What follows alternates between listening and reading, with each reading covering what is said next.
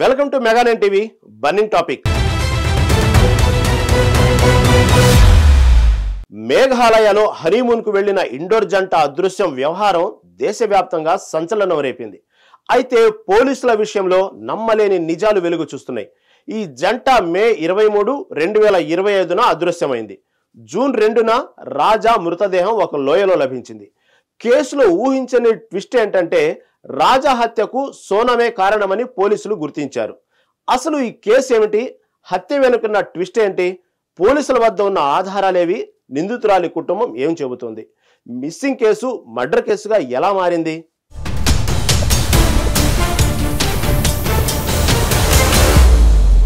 మధ్యప్రదేశ్లోని ఇండోర్ నగరానికి చెందిన రాజా రఘువంశీ, సోనం రఘువంశీ ఈ ఏడాది మే 11న వివాహం చేసుకున్నారు.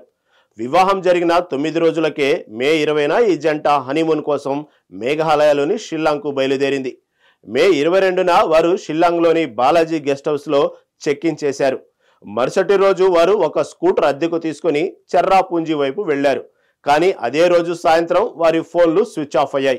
మే 24న వారు అద్దెకు తీసుకున్న స్కూటర్ సోహరం గ్రామంలో ఒక కేఫ్ బయట తాళాలతో సహా వదిలేసినట్టు కనిపించింది. ఈ ఘటనతో రాజా, సోనం ఇద్దరు అదృశ్యమైనట్లు పోలీసులు భావించారు. రాజా కుటుంబం ఆందోళన చెంది మేఘాలయ పోలీసులకు ఫిర్యాదు చేసింది. జూన్ 2న ఈ కేసు ఊహించని మలుపు తిరిగింది.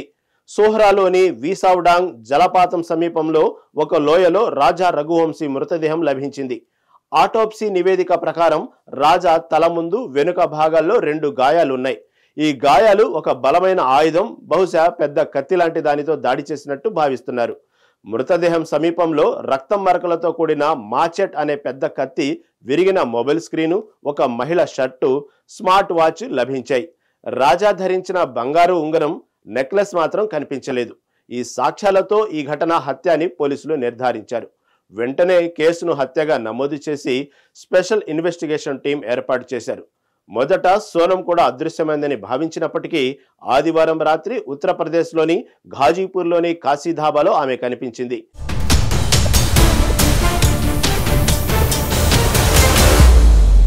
ఈ కేసులో అందరినీ ఆశ్చర్యంలో ముంచెత్తిన విషయం ఏమిటంటే రాజా రఘువంశీ హత్యకు అతని భార్య సోనమే కారణమని పోలీసులు చెబుతున్నారు. సోనం తన ప్రియుడు రాజ్ కుష్వాహాతో కలిసి ఈ మర్డర్ను ప్లాన్ చేసిందని, మధ్యప్రదేశ్కు చెందిన కాంట్రాక్టర్ కిల్లర్ను నియమించిందని పోలీసులు చెబుతున్నారు. రాజ్ కుష్వాహా ఈ కుట్రకు సూత్రధారి అని, అతను సోనం సోదరుడు గౌరవ్ రఘువంశీకి చెందిన ప్రైవేట్ సంస్థలో అకౌంటెంట్ గా పనిచేసేవాడని తెలిసింది. రాజా సోదరుడు విపుల్ రఘువంశీ సోనం రాజ్ కుష్వాహాతో గంటల తరబడి ఫోన్లో మాట్లాడేదని, ఇది హత్యకు సంబంధం ఉండొచ్చని అనుమానం వ్యక్తం చేస్తున్నారు. ఈ సమాచారం పోలీసులకు కేసు విచారణలో కీలకంగా మారింది. పోలీసులు సేకరించిన ఆధారాలు ఈ ఆరోపణలను బలపరుస్తున్నాయి. 3 నిందితులు సోనం తమను హత్యకు నియమించిందని ఒప్పుకున్నట్లు మేఘాలయ డీజీపీ తెలిపారు. షిల్లాంగ్లోని హోటల్లో జంట చెక్ ఇన్ చేసిన సీసీటీవీ ఫుటేజు, వారు అద్దెకు తీసుకున్న స్కూటరు, జీపీఎస్ డేటా ద్వారా జంటతో పాటు 3 వ్యక్తులు ఉన్నట్లు గుర్తించారు. రాజా మృతదేహం సమీపంలో లభించిన రక్తం మరకల మాచెట్, సోనం ధరించినట్టు సీసీటీవీలో కనిపించిన షర్ట్ లాంటి వస్తువు కూడా కీలక సాక్ష్యాలుగా ఉన్నాయి. ఒక టూరిస్ట్ గైడు మే 23న జంటతో పాటు 3 అపరిచితులను చూశానని తెలిపాడు. ఈ ఆధారాలతో ఈ హత్య ఇండోర్లో ప్లాన్ చేయబడి మేఘాలయలో అమలు చేయబడిందని, సోనం హనీమూన్ ట్రిప్ను ఈ కుట్రలో భాగంగా ప్లాన్ చేసి ఉండవచ్చని పోలీసులు అనుమానిస్తున్నారు.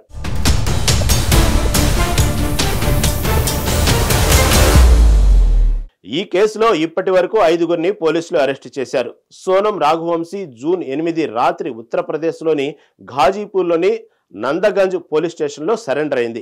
ఆమె ప్రియుడుగా భావిస్తున్న రాజ్ కుష్వాహాను ఇండోర్ పోలీసులు అరెస్ట్ చేశారు. హత్యను అమలు చేసిన 3 కాంట్రాక్ట్ కిల్లర్లు మధ్యప్రదేశ్, ఉత్తరప్రదేశ్లో అరెస్ట్ అయ్యారు. పోలీసులు మరో నిందితుడి కోసం గాలిస్తున్నారు. మేఘాలయ ముఖ్యమంత్రి కాన్రాడ్ సంగ్మా ఈ కేసును కేవలం 7 రోజుల్లో ఛేదించిన పోలీసులను అభినందించారు.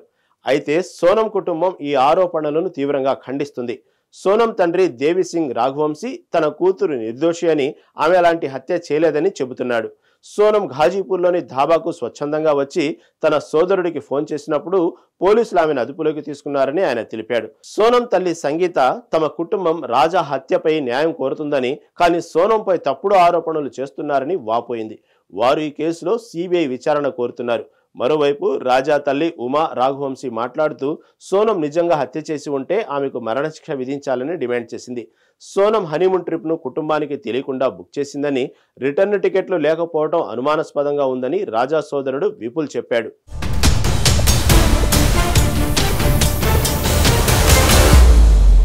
హనీమూన్కు వచ్చిన జంట అదృశ్యం కేసులో భర్తను నవవధువే హత్య చేయించిందన్న ఆరోపణలు రావడం తనను షాకింగ్కు గురి చేసిందని మేఘాలయ డిప్యూటీ సీఎం ప్రిస్టోన్ త్యాన్సింగ్ అన్నారు. పర్యాటకులకు తమ రాష్ట్రం సురక్షితమైన ప్రాంతమన్నారు. ఇది నాకు నమ్మశక్యం కాలేదు. తొలుత నాకు సమాచారం రాగానే ఇది నిజమని అనుకోలేదు. రాష్ట్ర ప్రభుత్వం, రాష్ట్ర ప్రజల తరపున ప్రతి ఒక్కరికి విజ్ఞప్తి చేస్తున్న పర్యాటకులకు మేఘాలయ సురక్షితమైన ప్రదేశం. దయచేసి రండి. సురక్షిత ప్రదేశం కాదంటూ కొందరు వ్యతిరేక ప్రచారం చేశారు. కానీ నన్ను నమ్మండి, పర్యాటకులకు ఇది సురక్షితమైన రాష్ట్రం అని డిప్యూటీ సీఎం అన్నారు. అసలు ఈ కేసులో అసలేం జరుగుతుందో ఖచ్చితంగా తెలుసుకునేందుకు దర్యాప్తు కొనసాగిస్తున్నట్లు చెప్పారు.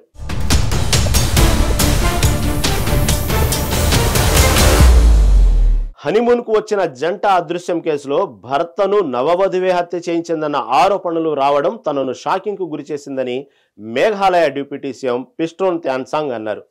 పర్యాటకులకు తమ రాష్ట్రం సురక్షితమైన ప్రాంతం అన్నారు. ఇది నాకు నమ్మశక్యం కాలేదు.